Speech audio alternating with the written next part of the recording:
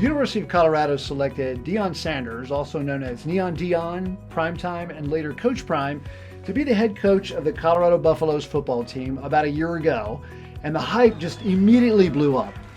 All you want is an opportunity to win, to compete, to dominate, to be amongst the elite, to be amongst the best. And darn it, I'm gonna give you that. It ignited a frenzy for tickets not seen before for a CU team that had finished 1-11 in 2022. And it launched a storm of media coverage that set all kinds of TV ratings records. Sanders' first year as a coach exemplified all the major trends occurring right now in intercollegiate competition. The transfer portal, players compensated for use of their name, image, and likeness, even conference realignment. Next year, CU is leaving the moribund Pac-12 and joining the Big 12. His style and approach typify the tools and techniques a modern football coach has at his fingertips. A robust roster overhaul, money for players, and intense media attention that drew celebrities to Boulder such as Lil Wayne, Dwayne "The Rock" Johnson, Offset, Master P, and Key Glock. Sanders immediately made extensive use of the transfer portal in replacing nearly the Buffalo's entire roster, with 46 players leaving in the transfer portal and 50 transferring in. 9 players followed him to CU from Jackson State, his former team, including his son Shadur and Shiloh and former 5-star recruit Travis Hunter. But things didn't go the way Sanders hoped they would in year one. Colorado won his first 3 games of the 2023 season, but finished the season 4-8 with a 1-8 record in Pac-12 play. Our focus today is the next chapter for the CU Buffaloes, how coaches and teams will pull levers in today's college football landscape, and what it will all mean for sports tech. Taylor Pipes, reporter for Boomtown, and Tripp Baltz, Boomtown's head of research, sat down for an end-of-the-year conversation about Deion Sanders after his first season in Boulder as head coach of the CU Buffaloes. They talked about the implications for sports tech, especially how it relates to the use of name, image, and likeness in college athletics, and made a few predictions about what's coming for Sanders and the Buffs in 2024. I'm Tripp Baltz, head of research at Boomtown, and I'm here today with Taylor Pipes, who is our reporter and covers the sports tech landscape. Hello, Tripp. Good to see you, Taylor. Good to see you, too. Great. All right, so Taylor, so here comes Sanders storming into Boulder with a whole bunch of new players. Out of a scholarship roster limit of 85, the school had 51 new transfer players overall. 4 from junior colleges, 18 graduate, and 29 from other 4-year colleges. With all that change, what were the final results? Well, first off, the Buffs finished 4-8, 1-8 in Pac-12, and I think most crucially, they fell out of bowl contention. I think after that 3-0 start, the expectations were pretty high, but if you compare it to last season's one victory, I think 4-8 is pretty respectable given the challenges of this ever-shifting college football landscape. Very good. Interesting. All right, so let's look back. Tell us a little bit about how they burst onto the college football scene. And there were a lot of broadcast and streaming records that were set, right, Taylor? Yeah, I think Sanders' arrival at the gates of Folsom Field was, to put it in a word, shocking. I don't think he was on anyone's radar here. He'd racked up wins and success at Jackson State and the HBCU, but if anyone expected him to leap up the Division I ranks that quickly, it probably would have been somewhere near his college alma mater in Florida at Florida State. Making the leap from the ranks to Power 5 is a big deal. There are some really fascinating numbers that kind of shaped that team. The $29.5 million is the 5-year contract that Colorado lured Sanders from Jackson State with, including a $5.5 million first-year salary, the largest ever given to a Colorado football coach. But they said that they didn't have any money to pay him right away. Isn't that right? That's right, but the Buff Club stepped up, and they stepped up big in the most significant way imaginable. They raised a record $28,037,617.10, nice. Which helped. Yeah, that helped cover much of that forthcoming salary for the majority of that first 5-year of that salary. Hey, tell us a little bit about how that started to pay off for the university, like merch sales and ticket sales and things like that. I think it's seen dividends. The increase from last season in merch sales spiked in just the first month of Deion's arrival 505%. All right, and then there's something about the ticket sales, like they sold out on the first day ever for the CU program. Students couldn't get tickets. There was a lottery system. It was just an absolute craze to get to a game in Boulder, wasn't it? It sure was. The impact of that signing just skyrocketed interest almost immediately. They were one of, I think, 18 programs in the country that had over 100% capacity at games. Okay. All right, we're going to talk a little bit in just a minute about what the CU program is going to look like for 2024, but talk a little bit about the media coverage records that were set. I mean, this was a team that was 1-11. Nobody was here. People would stay for what they said, 2 Ralphies. They'd watch Ralphie run around the field at the beginning of the first half. They'd watch Ralphie run around the field at the beginning of the second half, and then they would go home, right? And that's definitely not the case in 2023. What did it look like in the media landscape, Taylor? Yeah, I think most of the country and most of sports was fixated on this story for much of the first 3 weeks of college football. Following that kind of shocking upset victory at TCU as 21.5-point underdogs. I believe he's already turned the program around. Now, I'm not predicting Pac-12 championship, playoff appearance, anything like that, but he has already turned them into a legitimate top college program. Like, they were 1-11 last year. They were 1-11, and the team they played was in the national championship game. This game 2 is kind of the real test of what Colorado's impact would look like in a very important game here on the Front Range when Nebraska came into Folsom Field. That's a very important regional game. It blew up nationally on Fox. It became the 10th most watched football game ever. Yeah, if you live in Denver, you always think, oh, here comes the Nebraska-Colorado game. It was like, usually Nebraska would wipe its feet on Colorado, but there were a couple really key upsets during the 90s, and it's just kind of a really famous game, but it's not been important nationally, has it? No, and I think this year changed a lot. Nebraska's kind of been trying to find its footing in the Big Ten, but I think this was a chance for them to reset in an important game when everybody was picking Colorado after that upset. Okay, so game 3. Now, this is a really important intrastate rivalry, CU and Colorado State. Lots of folks in the Front Range care about it, but here again, not very big outside of the Mountain Time Zone, right? Yeah, the Rocky Mountain Showdown here, as it's known. A chance for Colorado State. A lot of players who've kind of trying to lift that program up and kind of a new coaching regime there coming into Colorado under the bright late night lights. Ended up becoming one of the most watched college football games in the country this season and the number 1 game in streaming history. And that's pretty interesting given the fact that the game started well after 10:30 and it ended at 2:30 in the morning on the East Coast, and it still had a 9 million share. Just insane. I mean, yeah, like you said, it started at 10. I think that there were people who said they had never watched CSU on television before, and it was this record game. So absolutely, the media ball was rolling at that point, wasn't it? Coach Prime and the Buffaloes improved to 3-0. Give us a few more of the media facts about Sanders' CU program from 2023. Yeah, I think in terms of looking at their success, their spring game on April 22nd was, as of that game, was sold out for tickets for each of the 7 football events at Folsom Field in 2023. Before that, the school record for sellouts in a season was 5, set in 1993.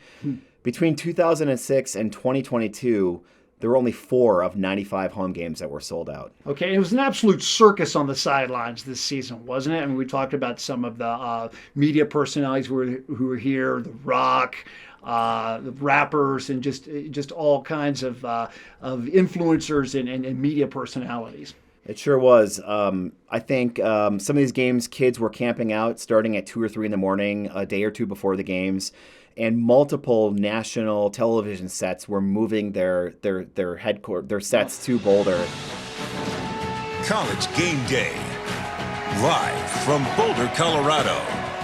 Yeah, and didn't the media's didn't they leave their sets on the CU campus during the season?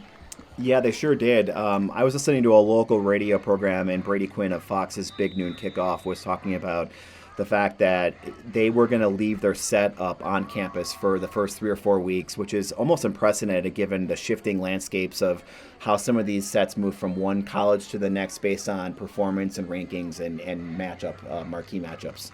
Terrific. Okay, now let's turn to 2024. What are some of the must-do changes that Coach Prime and the Buffs have in front of them, Taylor? Sanders and his Buffs head to what's likely going to be a very eventful offseason. At first, it looked like it could be quite challenging and quite grim. On November 28th, Colorado went from 3 highly touted recruits to 0 in a matter of hours. Following that Buffs loss to Utah, they lost a 2024 commit 3-star quarterback Danny O'Neal and 2025 3-star running back Jamarius Walker and 2025 4-star QB Antoine Hill. Following these moves, it temporarily left CU with 0 2025 commits. Yeah, and with those decommits, their recruiting class ranking fell for 2024, didn't it?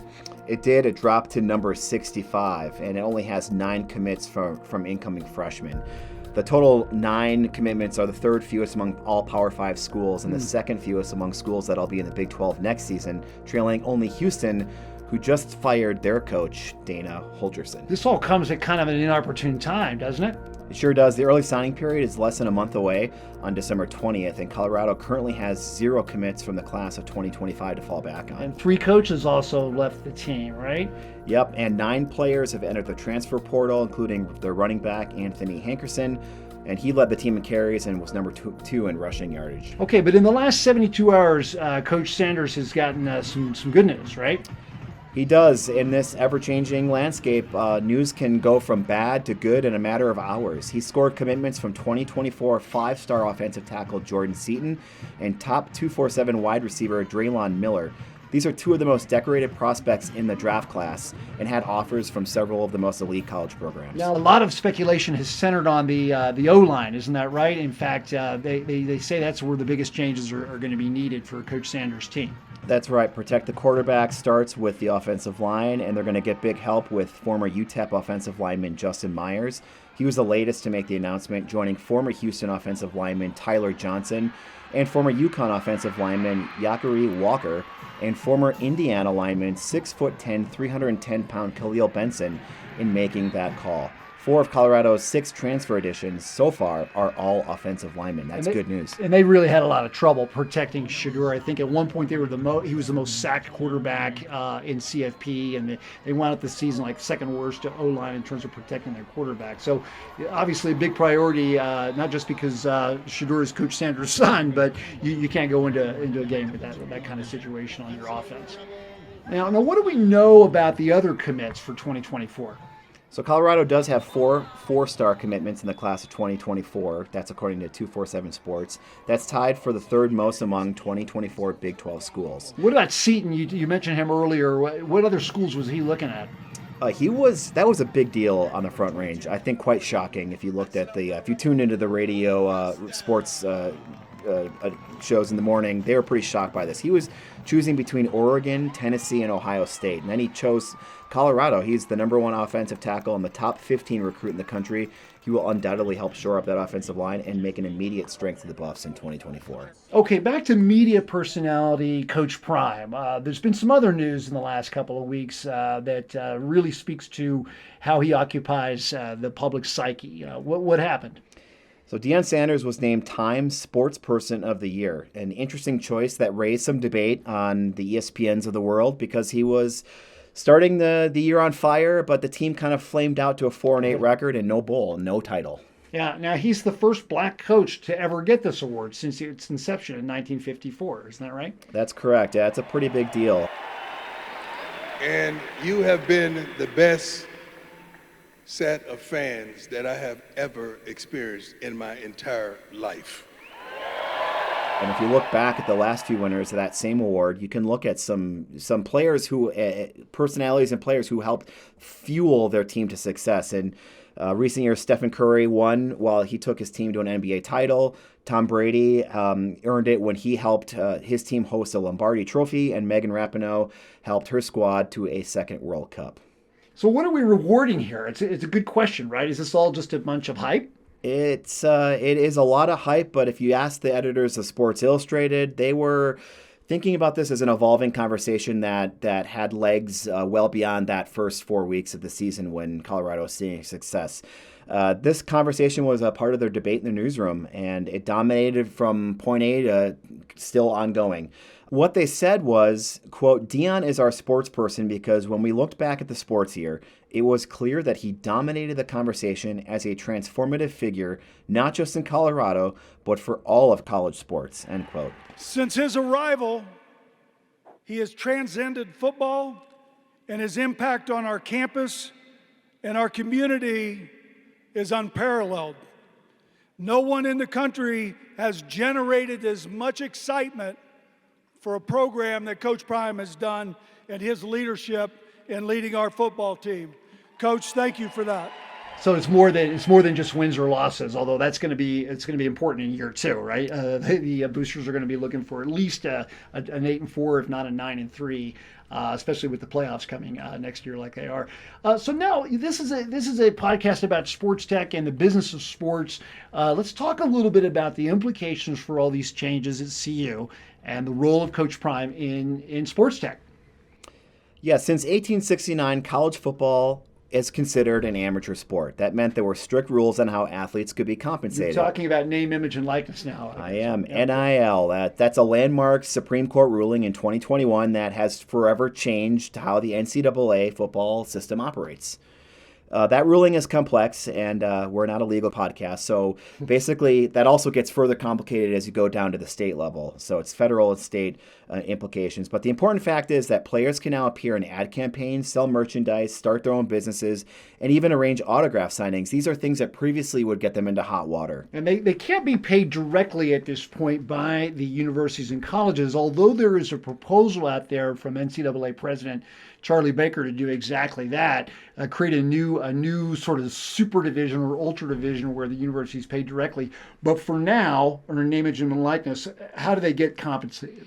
So basically, there are some important elements. It's how brands like Nike, Gatorade, or car company can ensure that the athletes are holding their end of the deal, and then how athletes also get reimbursed. Hey, this is Dakota Crawford, wide receiver from Louisiana, now playing in Lincoln. Take it from Dakotas. We will keep you cool this summer.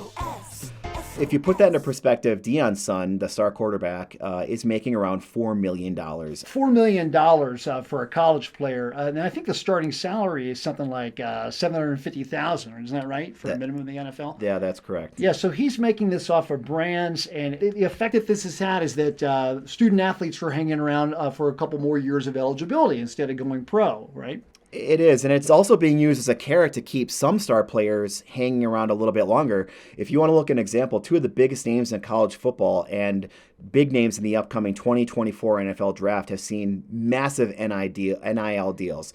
Marvin Harrison Jr., for example, was reportedly offered NIL packages that would rival an NFL top 5 pick. If you're wondering what that number is, it's around $25 million. Good gosh. Yeah, so we're going into a new era where these powerful college football teams that are trying to win championships are going to be in a position where they're not directly, but they can offer cash and incentives to players to stick around. This has really changed the intercollegiate landscape, hasn't it? It sure has, and I think you're seeing now as we head into a bowl season, a lot of players, for example, Ohio State's quarterback, who had one loss this year to Michigan, is now in the transfer portal to try to play somewhere else. And I think the transfer portal and a lot of these NIL deals are making it a lot easier for them to move a lot faster, whereas before it could take a couple of years for them to see time on another roster. Okay, so with all these changes in name, image, and likeness, and the athletes are beginning to meet the fans where they are, right, and the brands, and this is something that can be monitored and managed by tech, right? It can. It's in the NIL world, there's a lot of trends that are impacting social media and Web3, this sort of the own all you can universe. And by letting the student athlete take advantage of this in ways we could never have imagined a few years ago. Can you give us a few examples?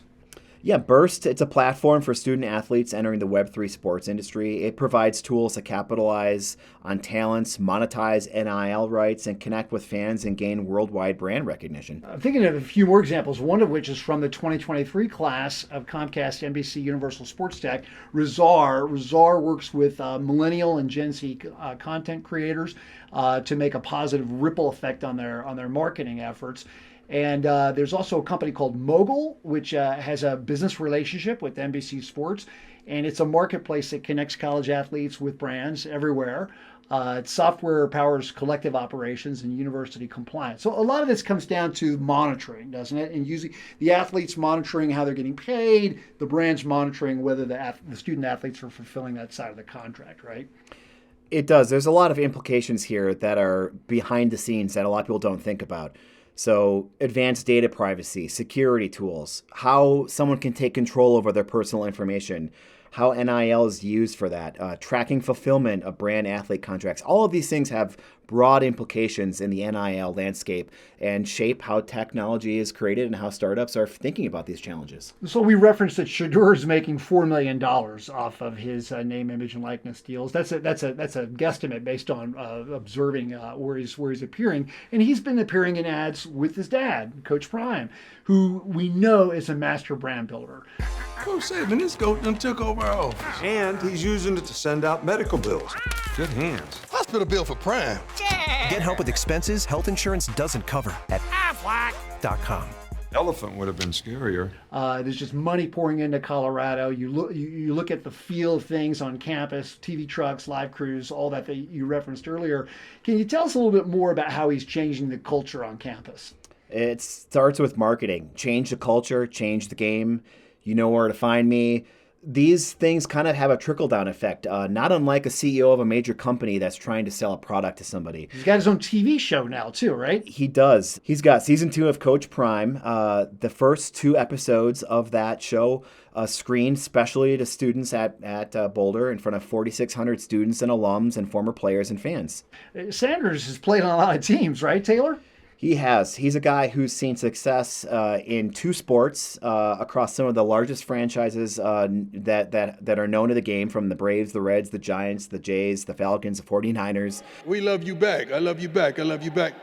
These videos, I cannot wait till you see it. It helps us recruit. It helps us, these guys get the followers and these guys get the notoriety and the love and the support they need. I cannot wait till you see what we assemble. Yeah, Yankees, Redskins, Cowboys. You can name all of these top franchises that are worth billions of dollars. He won a Super Bowl. He's inducted into the Hall of Fame. I mean, this is one of the biggest sports figures of the late 20th, early 21st century. So with all of that, what is he going to do to make changes, build upon, let's call it success in 2023 and go into 2024? Let's take a sharper focus on that, if you would. Yeah, I think 2024 is going to be a whole different ballgame. Right now, the college football is leaving one era and entering another with bowl realignment, an expanded college football playoffs, teams leaving the Pac-12 for the Big Ten and the Big 12. In fact, Colorado is going to join the Big 12. Yep, it's set to join the Big 12 next year, and an entirely new slate of teams awaits them. Some notable games to circle on the calendar include the perennial rival Nebraska, as well as that in-state match of Colorado State, but they also are going to face some fierce competition, including Kansas State, Oklahoma State, Kansas, and Texas Tech. Tough teams for sure. I mean, you look at how these guys did this year, Kansas State, Oklahoma State. Very good. And Sanders and Hunter are coming back, we believe, right? I mean, there's been some talk about whether Travis Hunter is a player who maybe goes to the NFL draft in 2025. Isn't that right? That's correct. Yeah, I think both Sanders and Hunter are receiving top 5 draft status in some drafts, mocks, depending on where you look. It sounds like Sanders is going to come back because he can play behind a shored up offensive line against Big 12 competition and potentially solidify himself in a top 5 role. Jerry Jones and the Cowboys said if he comes back and plays one more year, he very well could be the number 1 overall draft pick next year. And that's not counting Travis Hunter, the two-way player who is just a fierce competitor on both sides of the ball. Would you predict that the Buffs are going to continue to be media dynamite, media darlings in 2024? I think it would be silly for anyone to write them off next year. I think, especially at the beginning of the season, it's going to be kind of a revisiting of the same media hype that we saw, a new slate, a new season, new competition.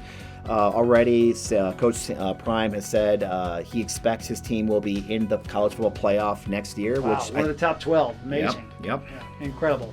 All right. Well, thank you, Taylor. This has been very enlightening, and we're absolutely looking at one of the biggest developments in college football this year, and it speaks a lot to sports tech and the future of sports. And we thank you for joining us for this podcast. Thanks for having me.